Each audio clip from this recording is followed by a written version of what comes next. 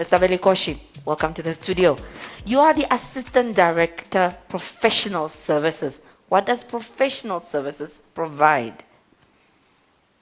Thank you very much, Director. And I think that's a very good question, and all first years deserve to know that. Or maybe I would say prospective students.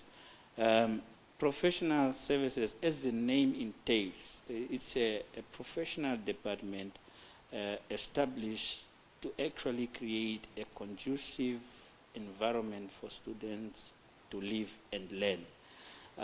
You know that coming to a university, a number of things happen here. It's not only about study, it's also about their lives, style changes, you know, they get away out of the uniform, they wear the university uniform, which actually a very beautiful uniform to wear. So in the midst of those challenges that comes with the university, the professional service was established now to look into issues of their psychological well-being, to look into issues of their health, to look into issues of disability and special needs, to look into issues of careers, because I think the orientation is also part of the program that touched into that. Some of the people like myself had to choose a career by the available course. Before we get to you, Mr. Campus and Commerce campus, and how are these services accessed? I think I should confidently say all students are equal to us. And all services that I've highlighted earlier are available at all campuses. And then we also made provision because we love our students that much. We want them to graduate on time. We want them to enjoy life at the university. We have availed an online service for all students, wherever they are, at home, or if they face challenges on their road to the campus, they can actually just go to the university website. And then there's an online service there. They fill in details. And then by choosing the campus, these services automatically notify the counselors responsible. They will call them back. And then the process starts. That's just to highlight that you're not just a statistic and you're not just a number. You're not just a student number, but we care about you. We understand that we have an important role to play in developing the minds of the next professionals that this country needs. I would like Mr. Velikoshi to highlight for us the issues around privacy and confidentiality and the training of the professional counselors that we have across all our platform and land and breadth of the University of Namibia. How can you guarantee that any discussion that a student or we will have with our counselors within your department remains confidential? That's the motto of the office, because our counselors are professionally registered with the Health and Professional Council of Namibia. And there are ethical issues that they need to abide to, and that we maintain on a daily basis. There are also laws that are actually guiding us. So as a licensed officer, we are not allowed to discuss issues of students at any platform, but we actually keep them as safe as possible. Thank you, Mr. Velikoshi. Those are indeed profound words to engage and to understand that all our counselors are professionally trained, registered, and highly, highly professional. And they will keep any aspect of the student's life confidential. Equally in the studio with us today is Ms. Kanji. Ms. Kanji is coordinating a very special unit of the university. We are aware that we are indeed, all of us, human, but we come in different shapes and sizes.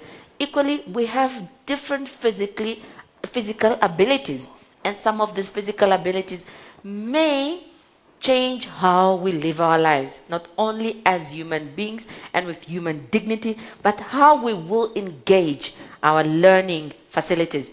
Ms. Kanji is our coordinator for the disability unit. Ms. Kanji, welcome to our studios. What are the variety of disabilities that our students that we currently have in terms of the classification, and what type of support are we providing as the University of Namibia?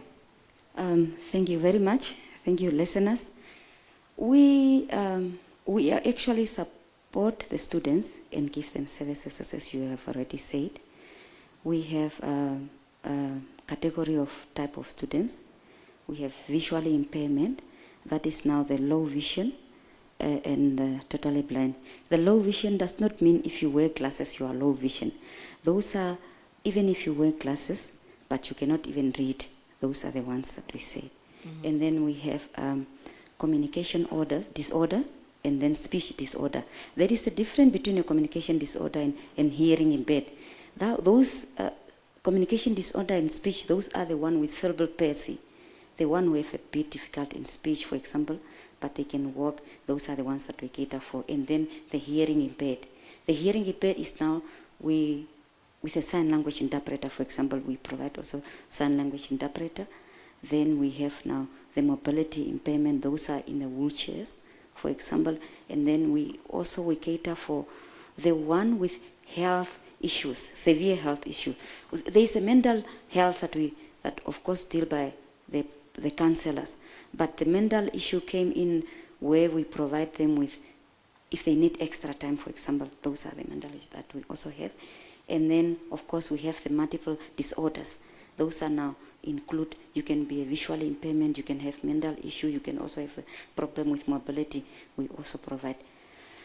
And now the services that we give, for example, to a visually impaired, we have a small room, we have a lab where we do brailing for the visual impairment.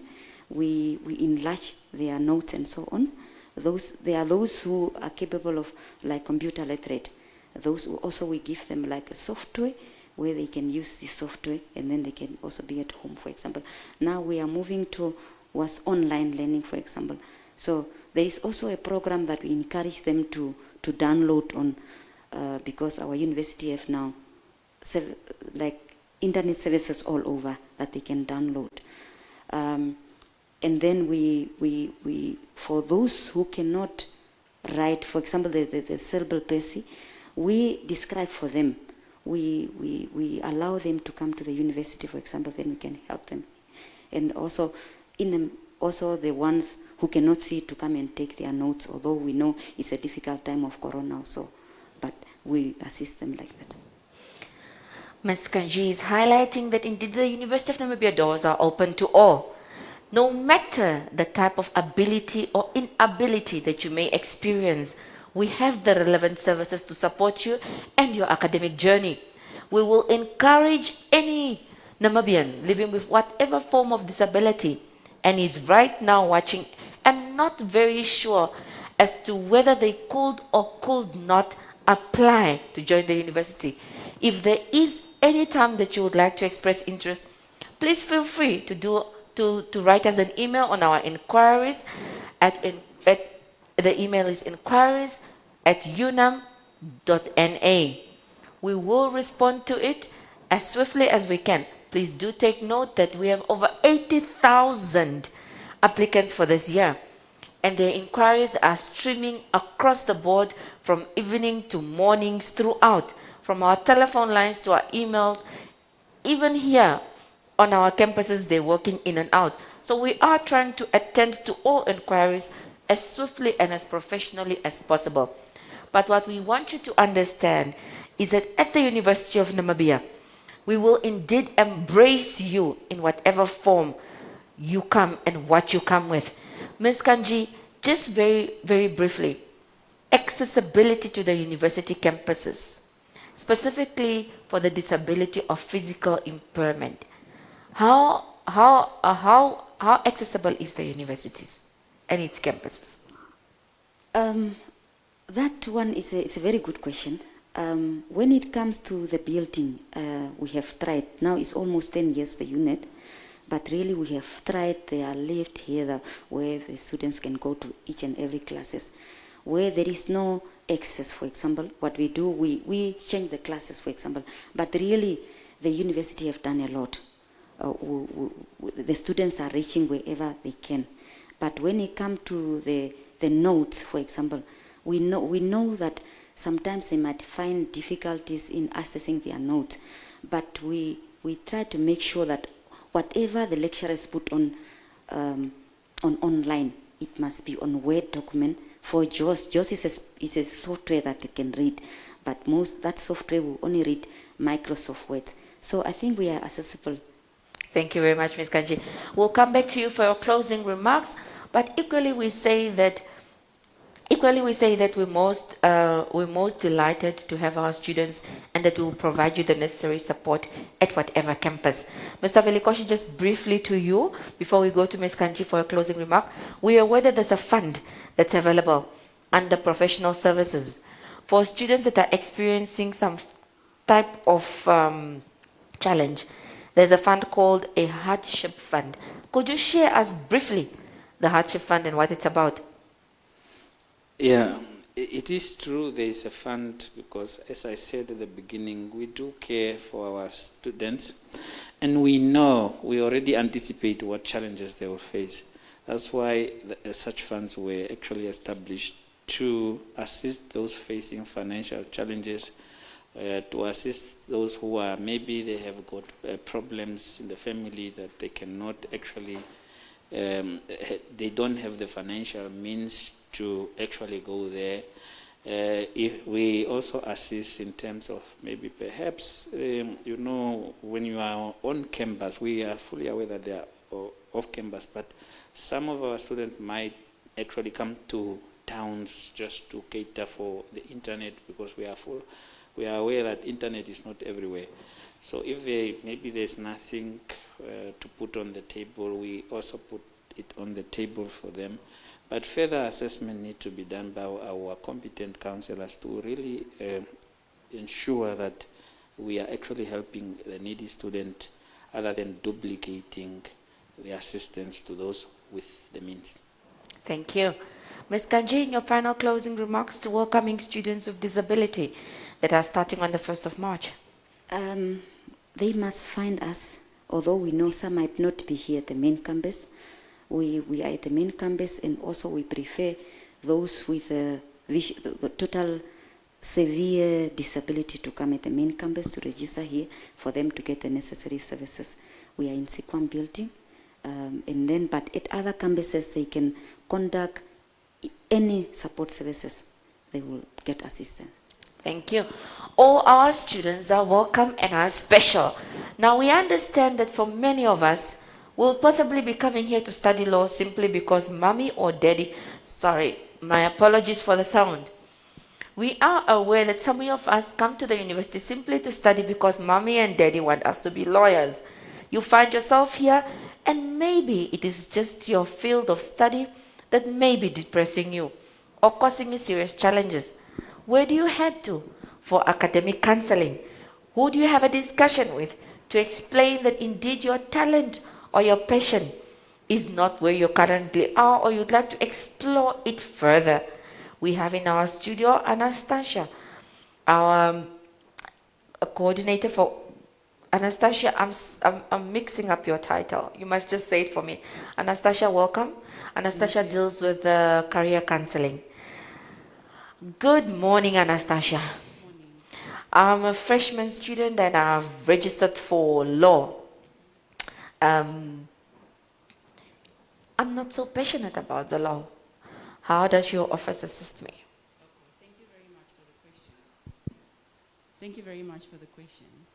I think that's a typical query, especially this time of the year. Like you've mentioned, students come to pursue different courses for various reasons. Some feel, pressured to actually pursue certain courses.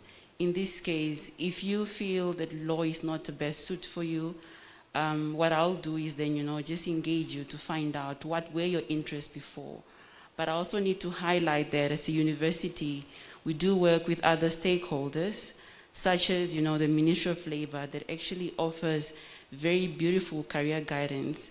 And this, they offer various assessments that tap into personality, aptitude, and interest.